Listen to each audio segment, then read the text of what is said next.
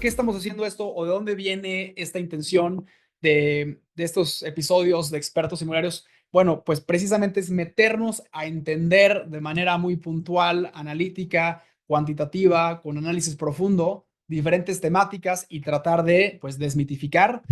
Nuestra recomendación y compromiso también es seguiremos muy de cerca estos temas, seguiremos entendiendo, hablando con expertos, asesorándonos para poder dar una opinión lo más, pues, certera y fidedigna, verídica posible. Bueno, con esto, gracias y me arranco con el primer tema.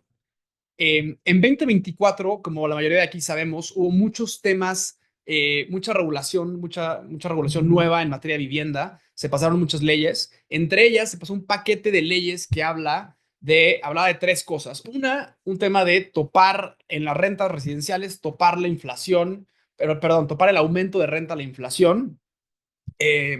Básicamente no puedes poner un monto superior a eso. Creo que esto está, pues, muy claro, ¿no? Ya existía en el Código Civil un aumento máximo del 10%, ahora es un aumento de la inflación. La inflación en México oscila alrededor de un 3 y 8% anual. En promedio ha estado alrededor de 4.5 los últimos 20 años. Creo que aquí no hay mucho tema, eso ya se venía haciendo así, la mayoría de los contratos son de un año y siguen estos parámetros. El segundo tema fue este famoso registro digital de contratos de arrendamiento que vamos a estar hablando ahorita centralmente. Y el tercer tema hablaba de una, pues, política de parte del gobierno para construir más vivienda accesible para este déficit. Nos estima que en la Ciudad de México se requieren alrededor de 500,000 nuevas viviendas cada año para, digamos, que atacar este déficit. Y sin embargo, en los últimos años se está construyendo alrededor de 130,000 viviendas por año. Entonces, no estamos llegando a cubrir ese déficit. ¿Y eso qué ocasiona? Bueno, que este problema tan importante de vivienda se exacerba, ¿no? Entrando en materia del primer tema, que son este registro digital de rentas. Bueno, esto ya es una ley, ¿no? Ya pasó el año pasado. Sin embargo, no ha habido todavía digamos, no habían dicho, oye, ¿dónde se hace? ¿Quién es el responsable? ¿Cómo se tiene que hacer? ¿Qué pasa si no cumples? Etcétera. En los últimos días ya hubo cierta información de parte del gobierno. Se estableció que, número uno, quien va a estar a cargo de este registro digital de rentas será la Secretaría de Vivienda de la Ciudad de México. Ellos son los que están haciendo este registro. Ya están, digamos, hay una, pues, prueba beta donde ya se está planteando esto. Se hicieron unas mesas de trabajo. Han estado trabajando muy de cerca con diferentes instancias, entre ellas AMPI, la Asociación Mexicana de Profesionales Inmobiliarios de la Ciudad de México, para entender realmente, oye, es lo que tenemos, qué opinan, qué pasa, qué se tiene que tener. Ya existe esto y van a entrar en, digamos, un periodo de prueba o, digamos, para entender. Y la idea es que en unos meses ya sea oficial y este registro digital de rentas exista. Como consta ahorita, será que el propietario en el portal que ya existe de la Ciudad de México, donde pagas las tenencias, donde haces la verificación, etcétera, ya está vinculado a tu cuenta de la Ciudad de México. Ahí mismo también puedas registrar este contrato. Te va a pedir una serie de información, entre ellas, bueno, dirección, nombre tuya, del inquilino, etcétera, montos de renta, y ahí harás el registro de renta y al final te dará un QR que establece, como quien dice, ya se quedó registrado, ¿no? Eh, Sin embargo, ha habido, pues, mucha especulación, mucho quizá miedo. Por un lado, ha habido mucha desinformación, ¿no? Creo que es un tema que se presta a ser mediático, entonces de pronto sacan ahí información que no es tal cual así. Hasta ahora lo que se ha declarado es que esto no es con un tema, no es con un lente de fiscalización, simplemente es con un tema, con un lente de información, ¿no? Que la ciudad quiere saber, pues, tener más información. Oye, ¿quién está rentando? ¿Cómo están rentando? ¿Qué uso? ¿En dónde? ¿Qué montos? ¿Cómo se mueve? Etcétera, etcétera. Entonces, sin embargo, y bueno, y se estableció el siguiente punto, es que no, es de carácter obligatorio. Sin embargo, no se está planteando que habrá una pena, ¿no? No hay ninguna una pena o una consecuencia por no hacerlo. Entonces, esto, si lo vemos lo más objetivamente, pues presenta algunas dificultades, ¿no? Por un lado, pues si la gente no confía o desconfía de este registro, sería difícil decir, bueno, ¿y por qué lo hago, no? ¿Y por qué lo voy a hacer? Y si no lo hago, ¿qué pasa, no? por ahí ha habido cierta especulación. Alguien también estaban preguntando, decir, oye, bueno, ¿qué pasaría si esta información también se comparte con otras instancias del gobierno, por ejemplo, el SAT? Bueno, pues el SAT te diría y te diría, oye, estás recibiendo un ingreso que no estás declarando, ¿no? Se estima que aproximadamente en México el 70% de los propietarios no pagan impuestos. Bueno, que con materia, que reciben ingresos de arrendamiento no declaran los mismos. Esto es un estimado del mismo gobierno. Y pues sería quizá curioso que tengas una instancia de gobierno que esté recopilando esto y no comparta la información con otras instancias. Podría ser el caso, hasta ahora no han, vamos, lo han dicho, no está claro, lo dicen que es más fines estadísticos, entonces habría que entender exactamente cómo va a funcionar, o simplemente el gobierno podría decir, bueno, es que es una obligación de los ciudadanos pagar impuestos y como tal, pues tienes que declarar y cumplir con tus obligaciones. Entonces, habrá que ver. Sobre este tema, traemos un par de puntos para desmitificar o quitar, pues, ahora sí que algunas temas que han estado controversiales. El primero, a veces se habla mucho que esto ayudará porque si tú tienes un contrato registrado, tendrás, y la gente le llama certeza jurídica, o hay mayor certeza jurídica, etcétera.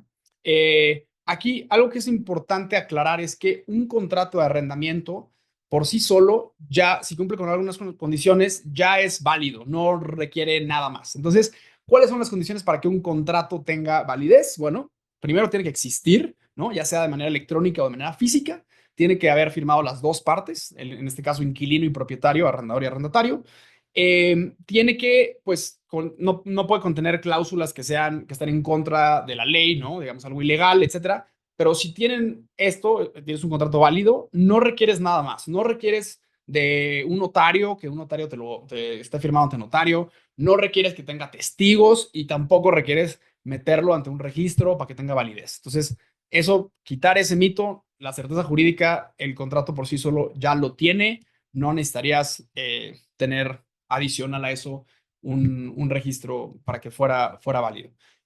También es importante aclarar aquí, a veces meten este ruido de, bueno, es que si no lo registras, entonces si hay algún problema, un desalojo, no podrías irte a un juicio, etcétera.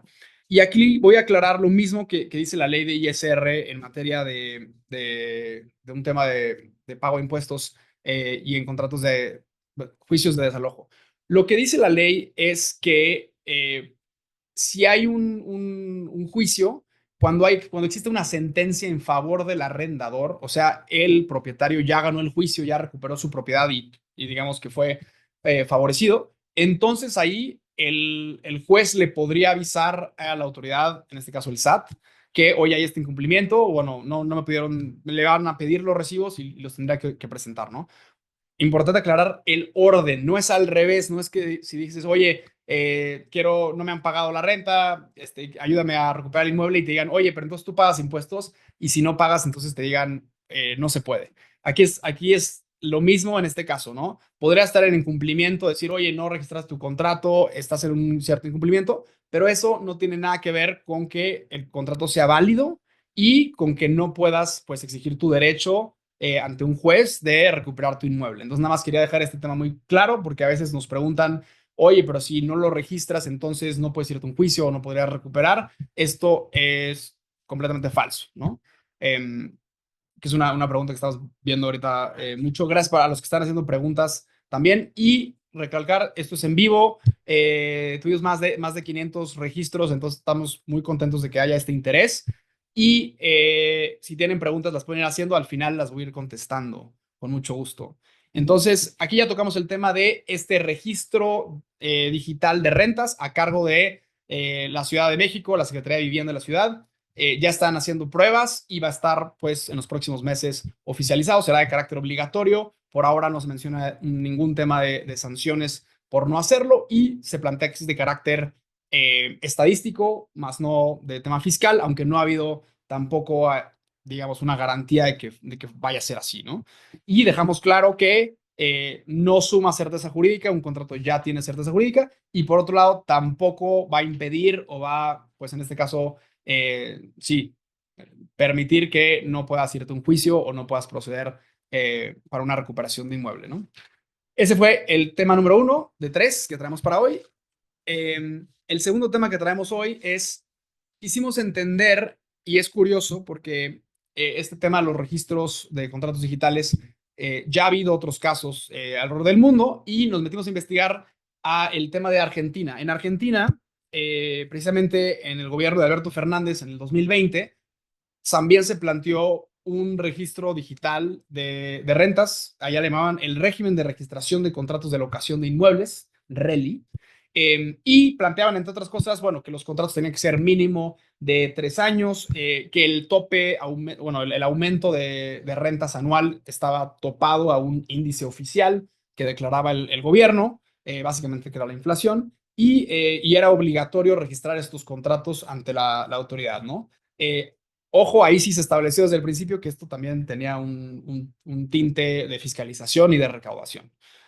Esto fue en el 2020 y es interesante porque podemos entender qué pasó y después se quitó el 2023 a la llegada de Javier Milei, pero podemos contrastar qué ocurrió, ¿no? Entonces, es muy interesante. Para empezar, hubo una reducción aproximadamente del 45% de la oferta de inmuebles, especialmente en Buenos Aires. Entonces, cuando entró la ley y ahora era obligatorio registrar tus contratos, la oferta cayó dramáticamente. Eh, Eso fue en el 2022. Se estima que 200,000 propiedades se quedaron vacías. Los propietarios dijeron, bueno, yo no quiero rentar en estas condiciones, entonces me voy a esperar, voy a tener el inmueble parado. Y bueno, básicamente decidieron pausar y no ponerlo en renta, ¿no? Otros propietarios dijeron, ¿sabes qué? Yo lo voy a vender porque entonces ya no quiero rentar o no me conviene o no me gusta, etcétera. Entonces, muchos de estos inmuebles salieron a la venta. Ese es el número dos.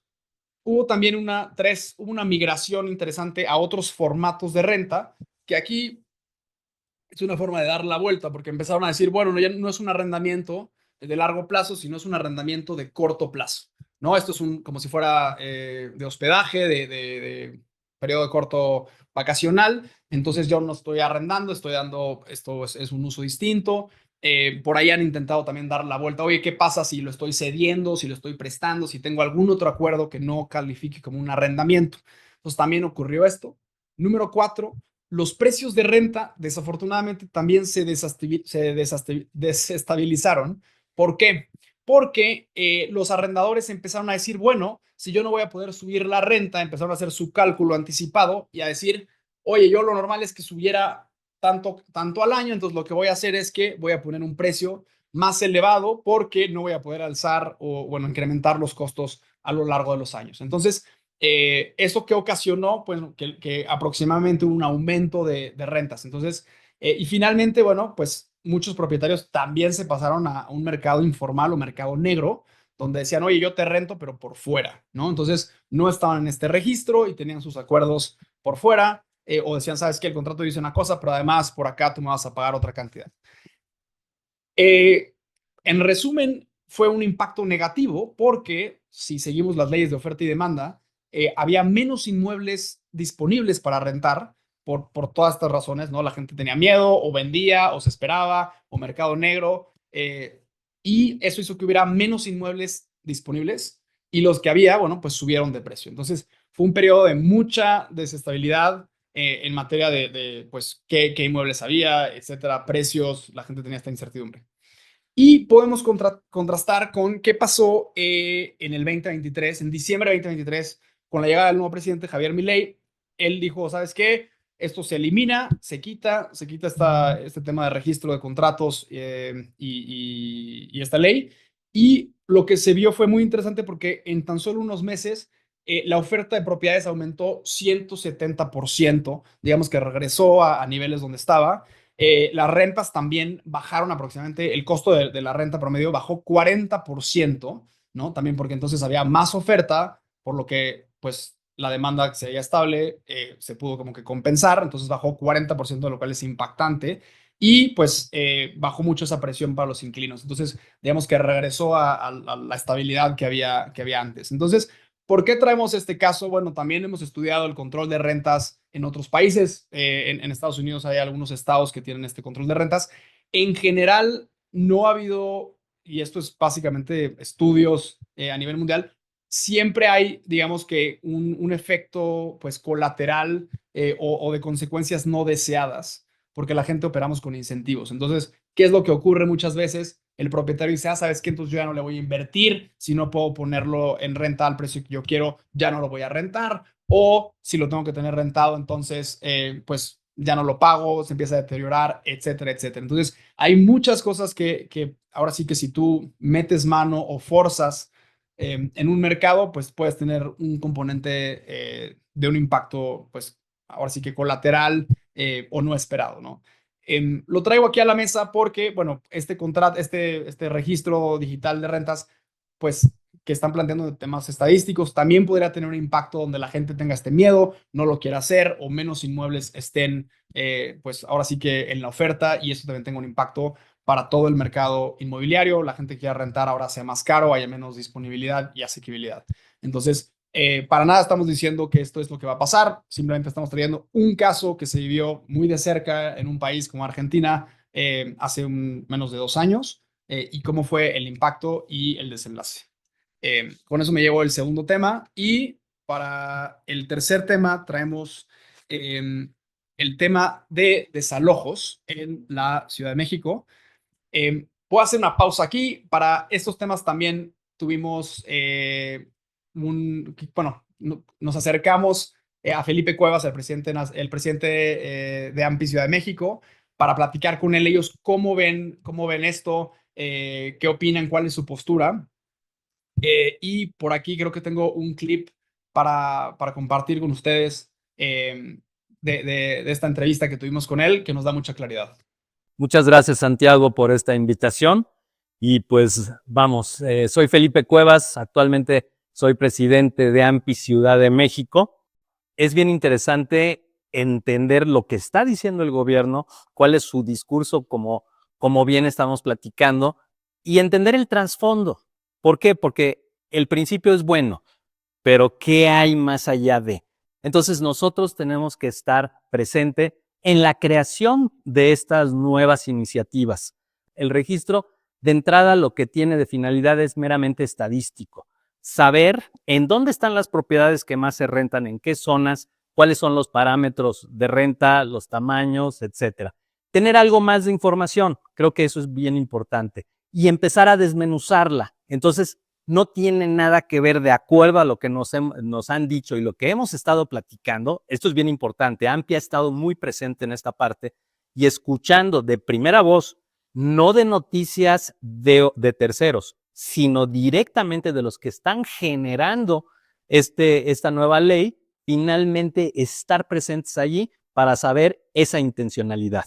Y de esa manera podemos tomar mejores decisiones, tanto gobierno como iniciativa privada. Si a mí me preguntas, ¿tú se lo vas a recomendar a tus clientes?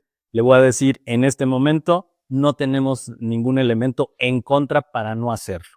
Entonces, estemos atentos. Ojo con esto. Hay que estar muy atentos, pero de primer mano. No hacer caso de informaciones adicionales, sino de primer mano de quienes están haciendo estas leyes.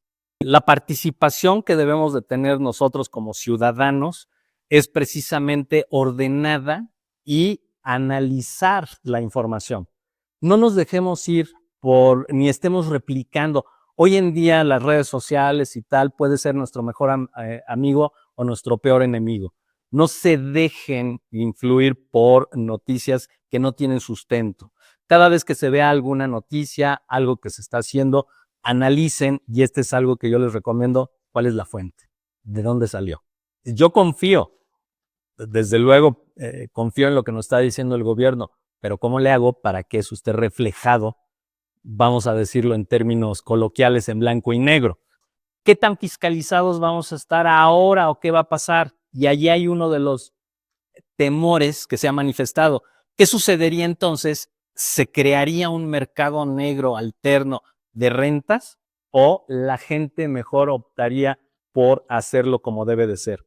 Yo lo veo, si nosotros como AMPI promovemos esta parte, en beneficio de ambas partes. Quitémonos ese miedo, la certeza que nos está dando el tema de que no va a ser un tema de fiscalización únicamente, creo que es importante para evitar incluso no mandar señales negativas ni de miedo, amarillistas y tal, para que no se cree ese mercado negro alternativo que no beneficia a nadie. Al revés, va a dañar a propietarios y va a dañar a inquilinos porque no vamos a saber ni en dónde están ni qué están haciendo. Una cosa que comparto también muy importante es acerquémonos a fuentes oficiales, ¿no? Escuchemos de quién viene la información. Oye, si alguien comparte algo en redes, si nos dicen, oye, está preocupante esto, decir quién lo dijo, ¿no? ¿Qué dice exactamente la nota? ¿Cuál es la fuente? Porque a veces hay mucha desinformación o mucho, pues, sí, fake news o información de fuentes no fidedignas, número uno. La segunda parte dijo que en efecto el gobierno se está acercando, está viendo, oye, a ver, quiero escuchar, ¿no? A diferentes asociaciones, en este caso también muy de cerca con AMPI, para entender, oye, bueno, ¿qué opinas de esto? ¿Cómo está funcionando? ¿Qué necesita? ¿Cómo podemos mejorar? Que ha habido un acercamiento muy franco con ellos. Y finalmente habló de, hasta ahora lo que se ha dicho es que es con un tema de fines estadísticos y no de fiscalización, más sin embargo, no se ha establecido, o bueno, no han dicho cuáles son las garantías para que, digamos, no va a haber esta, pues sí, asegurar que sea el caso o se mantenga así. Creo que ese es un poco el resumen de lo que platicamos con ellos. Él y AMPI, la postura es adelante con lo que la información que han dado hasta ahora, sí deberíamos de proceder con este registro. Muchas gracias, Felipe, y un saludo que pudimos compartir estas palabras. Me paso al tercer tema para el día de hoy, en este capítulo que traemos para ustedes, que es, también nos preguntaban mucho de la ley de desalojos de la Ciudad de México. Aquí también ha sido pues muy mediático, han hablado de que ya no vamos a poder hacer desalojos, que será cada vez más difícil. Aquí tenemos, bueno, esto lo hemos seguido muy de cerca. Nosotros en Morada 1 hemos cerrado más de 30,000 operaciones y como tal respondemos por este portafolio de 30,000 operaciones donde nuestra pues promesa para el sector es Morada 1 hace una investigación al inquilino como lo haría, parecido a lo que haría una tarjeta de crédito, un banco con una tarjeta de crédito, y del lado del propietario nosotros respondemos y pagamos la renta en caso de que el inquilino se atrase o deje de pagar, y también nos encargamos de recuperar los inmuebles y mientras lo hacemos pagamos la renta. Por lo tanto, hemos tenido más de 100 juicios de desalojo o controversias de arrendamiento y hemos aprendido pues mucho de estas instancias, de los juzgados, cómo funciona, cómo operan, que si la firma electrónica se admite en todos los juzgados, cuáles los mecanismos, cómo son, etcétera. Entonces, de esta materia les podemos pues traer esta información, la consultamos con nuestros abogados expertos y es lo siguiente. Creo que de donde se desató mucho de este, ahora sí que desenfreno o miedo fue que a finales del año pasado y ahora en enero hubo de hecho fue la diputada Valentina Batres que presentó una iniciativa, un proyecto de iniciativa para reformar el artículo 60 de la Ley Constitucional de Derechos Humanos y Garantías en la Ciudad de México.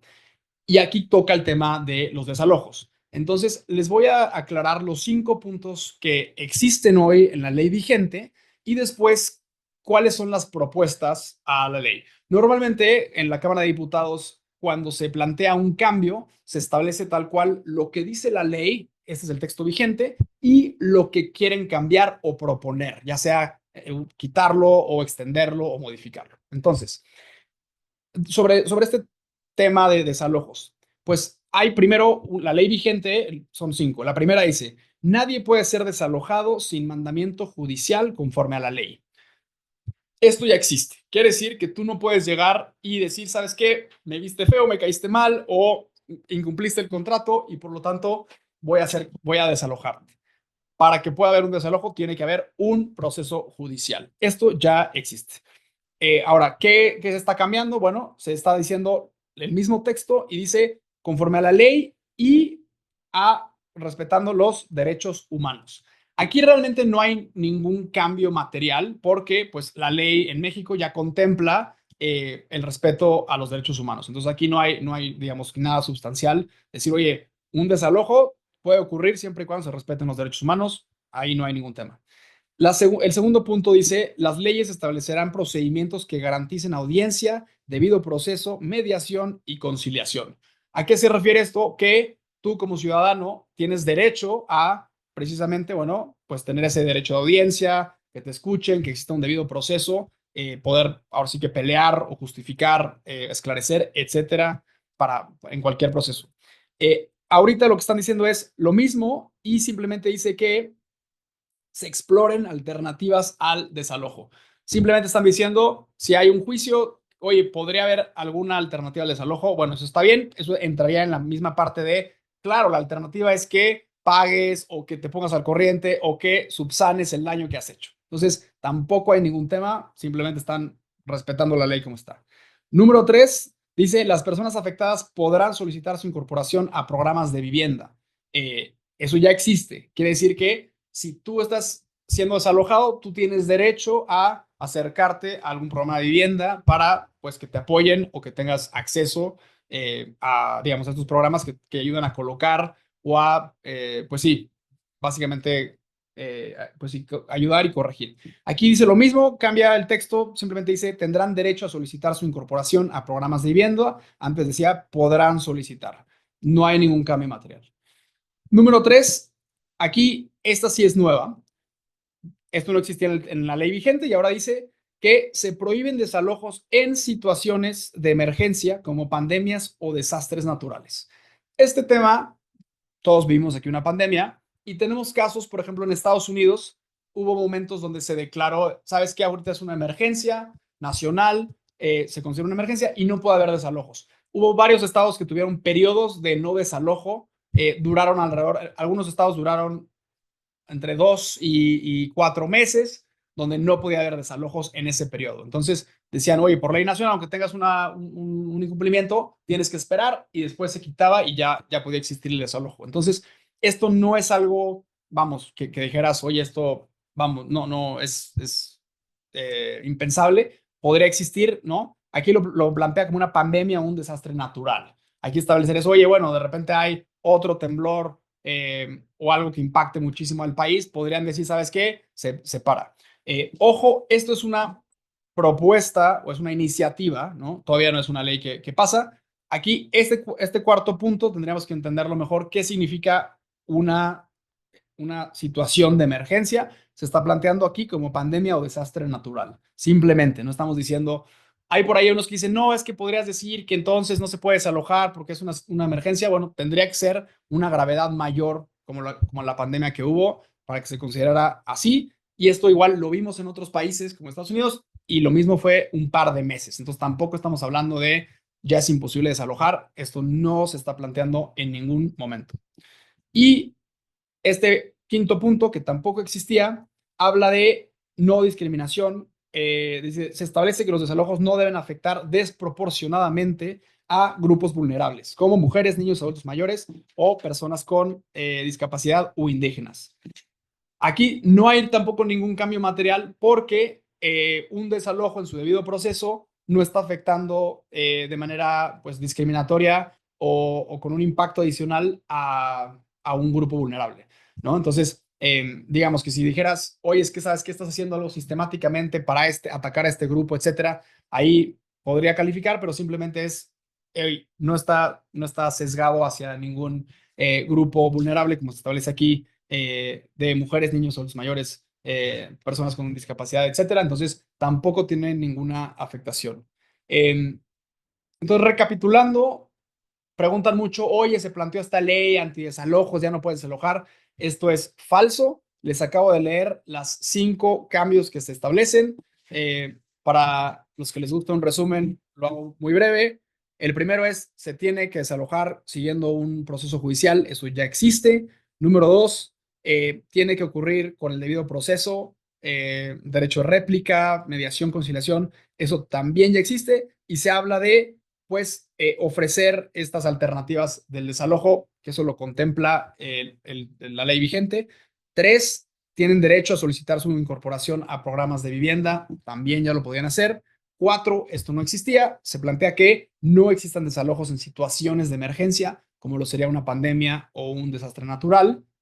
Énfasis en este tipo de situaciones. No se habla tampoco de decir que sea unilateral y puedas determinar que es una situación de emergencia. Y la última es no afectar de manera discriminatoria a un grupo vulnerable, que tampoco es el caso porque estamos diciendo que mientras tú digas, oye, estoy yendo contra, tengo un acuerdo y esta persona califica como cualquier otra y no hay un sesgo, tampoco debería haber ningún problema. Pues agradezco muchísimo, yo soy Santiago Morales, CEO de Morada 1. ¿Por qué estamos haciendo esto o de dónde viene esta intención de estos episodios de expertos inmobiliarios? Bueno, pues precisamente es meternos a entender de manera muy puntual, analítica, cuantitativa, con análisis profundo, diferentes temáticas y tratar de, pues, desmitificar. Nuestra recomendación y compromiso también es seguiremos muy de cerca estos temas, seguiremos entendiendo, hablando con expertos, asesorándonos para poder dar una opinión lo más, pues, certera y fidedigna, verídica posible. Así que ese es nuestro compromiso. Y también, igualmente que decía Felipe, que lo escucharon el día de hoy, la recomendación es buscar cuál es la fuente, informarnos, cuestionar, porque siempre hay mucha información quizá un poco más mediática que no tiene este componente de veracidad. Así que con eso espero les haya servido, les haya gustado este capítulo. Seguiremos haciendo capítulos donde la idea es que en 35 minutos podamos responder temas de manera muy puntual y con análisis profundo de la mano de otros expertos del sector. Muchas gracias. Esto fue Expertos Inmobiliarios. Buenas noches.